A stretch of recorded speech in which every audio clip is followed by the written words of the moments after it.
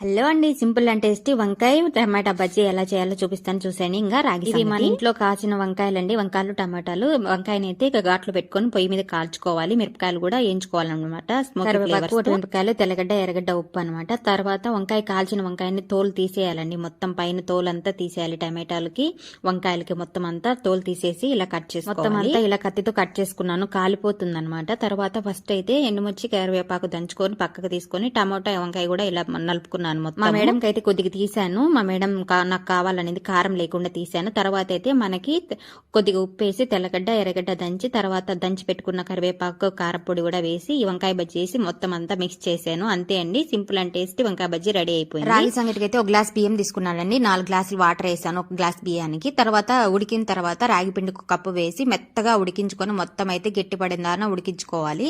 అంతే అండి, రాగి పిండి ఏమంత కష్టం ఏమి ఉండదు. సింపుల్ అండ్ టేస్టీ రాగి సంగటి రెడీ.